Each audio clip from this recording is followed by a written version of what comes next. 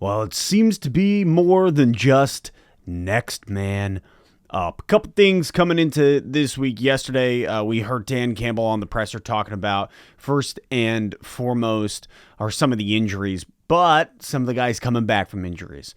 They brought up Montgomery, and he made it pretty clear. We don't know. There's some cartilage, were his words, some cartilage floating around in there. And he's probably going to miss some time. Not a lot of time, but some time. Sounds to me like maybe we'll see him for the Vegas Raiders game or after. I do not believe we will see him, obviously, for Baltimore. Probably not LA. So earliest is my guess, Vegas. From there, he does talk about, and this is what's going to lead me to the overall point of this video, but the guys coming back. One, Jahmyr Gibbs. He said Jahmyr Gibbs is looking good. He was out there today. He's looking good. He should be ready to go for Sunday. So that means we're bringing Gibbs back. We'll get those touches back in, followed by, hey, you keep Craig Reynolds going. You keep that guy on the ball. Craig Reynolds had a tough task getting thrown into that game. Supposed to be RB2. You become RB1 against a stellar defensive line in what is the Tampa Bay Buccaneers.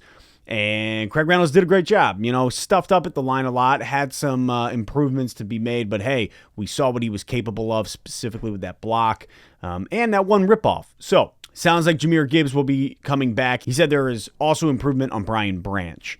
With that being said, you have a couple of these guys going to be coming back. And some of the reporters point to, they're like, hey, listen, you've had games now without St. Brown, without Decker, without Branch, like C.J. Gardner-Johnson. You're missing some of these pivotal players, and yet there is this more than next man up mentality. That's what I would call it. I would say it's more than next man up, because it's not just this thing where it's like, hey, Craig, get in there, give us what you got. And here's what Coach had to say about it. I thought it was pretty telling of what's going on here in Detroit. You can check this out. You guys have won without St. Brown, without Decker. Carmen was hurt most of this game. What is it? Is it just, there's got to be more than just, tapping a guy on the shoulder saying it's you. It's got to be contingency. What is it you're doing to account for all these, valuable players you guys are missing? So, look, I just bring up all the time. First of all, look, the fact, our GM is doing a hell of a job.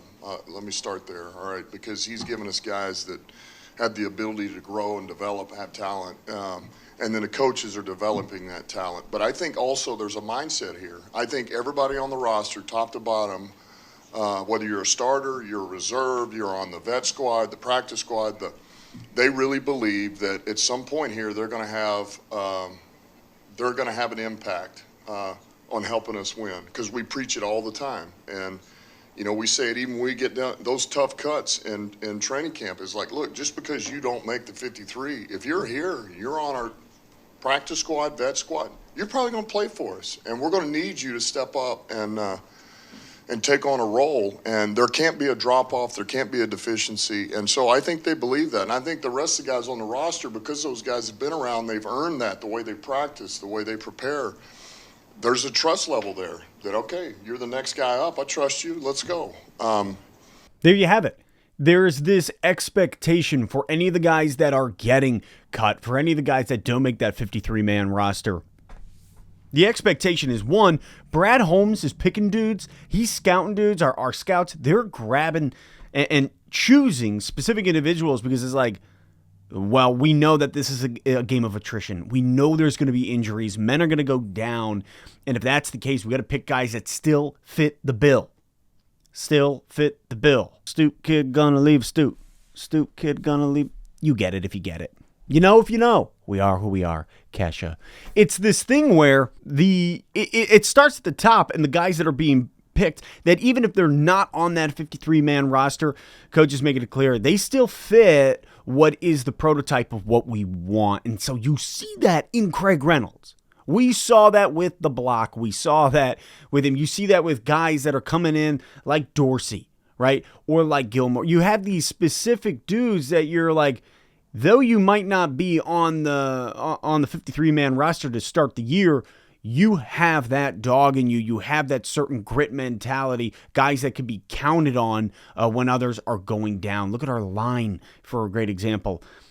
That is what is so specifically built towards this culture that I love about this Lions squad, that I love about the running backs room. Monty goes down, you got guys to pick him up, where it almost feels like you could see, oh, shoot, that's not our starter, our number one. However, they do such a good job of masking it because this team is moving in a one organism type of functionality. That is what is so incredible about Brad Holmes and the way this team is being built. I had a conversation with my father-in-law about it, and he was just talking about like the years prior, about like the old regimes and what they would do and what that first pick would go towards in the draft, but then what that seventh pick would go towards. And it was just like, you see the difference in what Brad Holmes has done and what he's doing here. It is different. They just can fit in, and you can keep going, and the balance is there, and you're not like, well, we lost Decker, we're screwed. Well, we lost St. Brown, we're screwed. It's put in the next guy, next man up. The fact that Coach talks about in this presser as well, yeah, when it comes to the running game, we're going to look to our receiving core, and we're going to make stuff happen. All I see right now is Ben Johnson in the corner, just kind of putting his fingers together, thinking, what can I do here with Khalif Raymond? Because we saw a little bit of that against Tampa, throwing Khalif in the backfield, using him. So what, J-Mo, we saw that last year with that run, right? That wraparound, he swings around the back, we pitch it to him, he goes zipping up the side. We can expect to see some interestingly designed plays coming from some of our speedsters on the wide receiver squad. So, all in all, this is more than next man up mentality. This is, we picked you. You're a part of this squad. We believe in you. You're going to get your opportunity. So seize it. Seize it. That's what Craig Reynolds did last week, and that's what these boys are going to have to do. These men are going to have to do coming up this week against Baltimore. Baltimore's an odd squad, and it's going to be a hard-fought game again. It's going to take a lot of effort, and it's going to take that one organism, that one machine-like mentality to get the W. So don't grow complacent. Keep wanting it. Let's see what the boys do. Excited to see Jahmyr Gibbs get some more reps.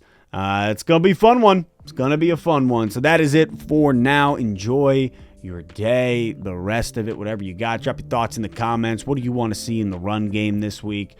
Does Jahmyr Gibbs get his first TD? Right? I'm pretty sure he's still fighting for it. So without Montgomery, it's possible. Anything is possible. I'm on a boat.